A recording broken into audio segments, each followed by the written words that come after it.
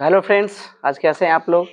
आज का जो वीडियो बनेगा वो सामाजिक विज्ञान पर होगा, क्योंकि जो 10वीं का पेपर हुआ है उसका आज हम ऑब्जेक्टिव करने वाले हैं। ऐसा क्वेश्चन है जो पढ़ाया हुआ ऑनलाइन से टकराया है।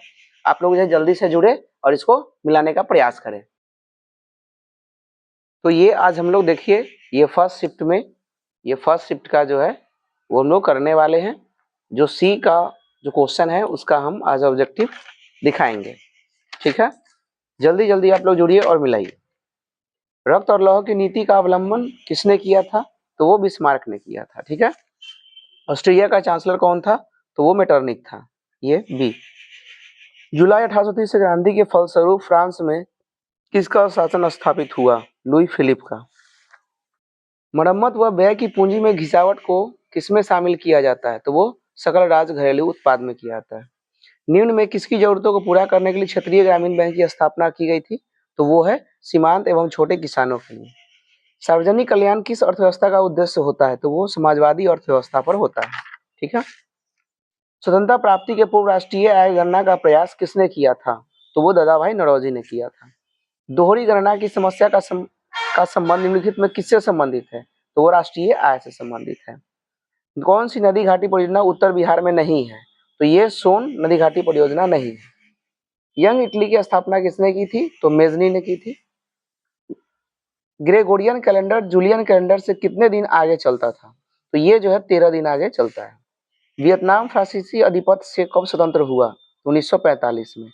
कैप्टन कोंग ले के नेतृत्व में सैनिक सरकार कहाँ बनी थी? तो लाओस में। किस अधिनियम द्वारा नगरपालिका में निर्वाचित सदस्यों की संख्या घटा दी गई? तो कोलकाता कॉर्पोरेशन एक्ट में। गांधी जी ने गुरुदेव की उपाधि किससे दी थी? तो ये रविन्द्रनाथ टैगोर को दी थी। मुसलमानों के लिए पृथक निर्वाचन की व्यवस्था किस योजना के तहत किया गया था? तो ये जो है ये मार्ले मिंटो के अंतर्गत किया गया था। भारत के संदर्भ में एक प्रतिनिधि लोकतंत्र कैसे कार्य करता है? तो इसमें नागरिक अपने प्रतिनिधि चुनते हैं और उसके लिए निर्णय लेते हैं। एक पंचायत क्षेत्र में रहने वाले सभी ग्रामवासियों की सभा क्या कहलाती है? तो यह जो है सभा वो ग्राम सभा कहलाती है। पंचायत सचिव की नियुक्ति कौन करता है? तो पंचायत ये राज्य सरकार द्वारा होती है। ठीक है। निम्नलिखित में क्या संघीय सरकार की विशेषता नहीं है? तो लचीलापन है और यह बृहत भी है। निम्नलिखित में से देश के कौन से बहुदलीय व्यवस्था नहीं है? तो वो चाइना में।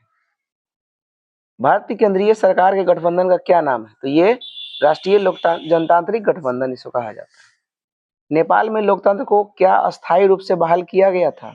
तो ये 26 में किया गया था उसको अस्थायी रूप से। लोकतंत्र का सबसे बुनियादी परिणाम क्या है? तो ये आपका जवाबदेह सरकार का है। ठीक है। भारत में आपदा प्रबंधन का सर्वोच्च निकाय कौन होता है? तो वो राष्ट्रीय आपदा प्रबंधन प्राधिकरण होता है।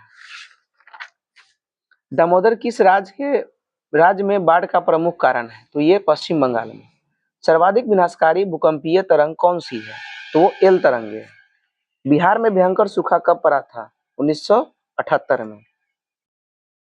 नहीं, 78 में नहीं, ये गलत है। ये 87 में हुआ था। ठीक है। सामान्य संचार व्यवस्था के बाधित होने का क्या कारण है? तो यह इनमें से सभी। इंडियन नेशनल सैटेलाइट सिस्टम का प्रयोग किस लिए किया जाता है? तो ये इनमें से सभी, दूरसंचार के लिए भी, नगर नियोजन के लिए भी और संसाधनों की खोज एवं प्रबंधन हेतु भी। कौन सी आपदा धीरे धीरे चलती है? तो ये आपदा सूखा है। चाय उत्पादन के लिए किस तापक्रम की आवश्यकता होती है? तो चाय उत्पादन के लिए 20 से 30 डिग्री टेम्परेचर की आवश्यकता होती है।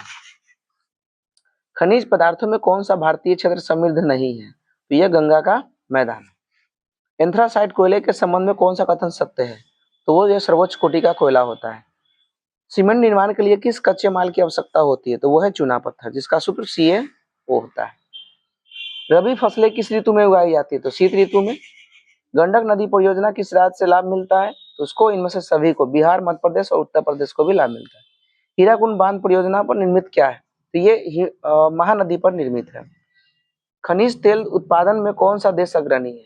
तो इसमें संयुक्त राज्य अमेरिका है। कुल जल का प्रतिशत महासागरों में कितना है? तो वो लगभग 96.5%। निम्नलिखित में कौन नगरपंथी नेता थे? तो ये जो है फिरोज शाह मेहता थे, बाकी ये सभी गर्मपंथी नेता थे। निम्नलिखित में किस बैंक की स्थापना सबसे पहले हुई थी? तो इसमें सबसे पहले पंजाब नेशनल बैंक, जो 1885 में हुई। इस पंचवर्षीय योजना के दौरान प्रथम वेतन बोर्ड का गठन हुआ था?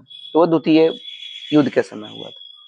1800 ईस्वी में भारतीय निर्यात में सूती वस्त्र का कितना प्रतिशत हिस्सा था? तो वो 30% था। निम्नलिखित में कौन सा पत्र ब्रिटिश सरकार का पूर्ण समर्थक था? तो द पायनियर था। ब्रिटिश को बॉम्बे किसने दिया था? तो ये पुर्तगालों ने दिया था। मुद्रण कला के आविष्कार का श्रेय किस देश को जाता है? तो ये चीन को जाता है। ठीक है।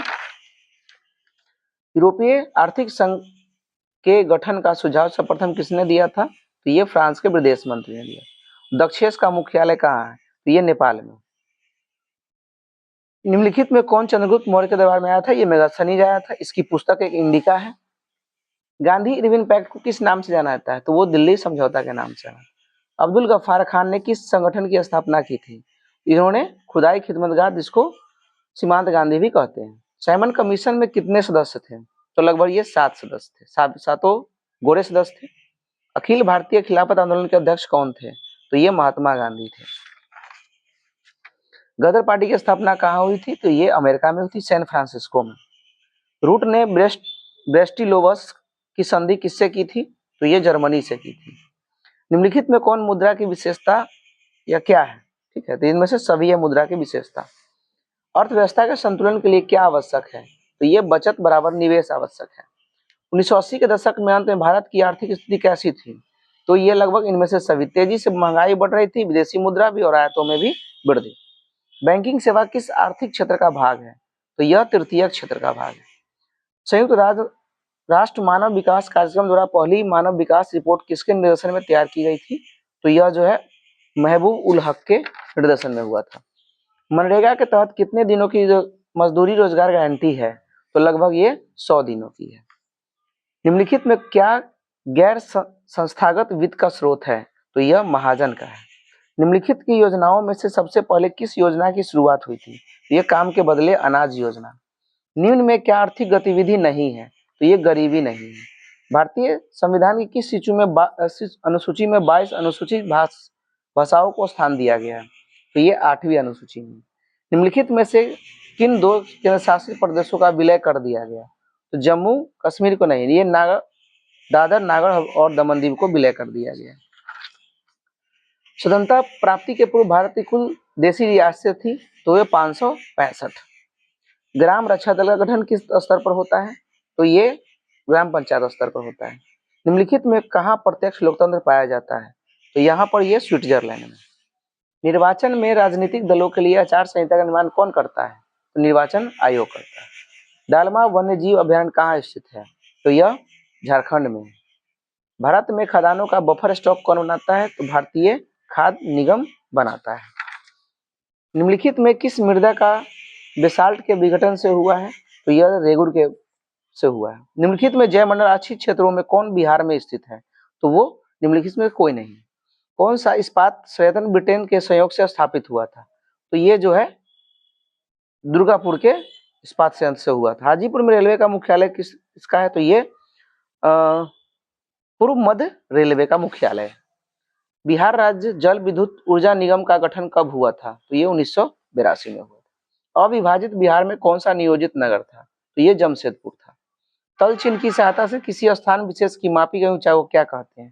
तो इसको जो स्थानिक ऊंचाई कहते हैं। ठीक है, तो ये क्वेश्चन आंसर आ गया। तो ये देखिए सेट सी का आज हमने आपको बताया। इस प्रकार ये सेट सी का आप लोगों के पास क्वेश्चन का आंसर गया है और आप जल्दी से स्कोर करें और आगे भी इस तरह के अपडेट्स के लिए जल्दी से जुड़े और चैनल को शेयर और सब्सक्राइब कर दें, ताकि जो है अच्छे अच्छे वीडियो आपके लिए हम लाते रहें और आगे भी आप सेट का जो है मिलान करें अच्छे तरीके से और स्कोर के लिए जरूर मैसेज करें। धन्यवाद।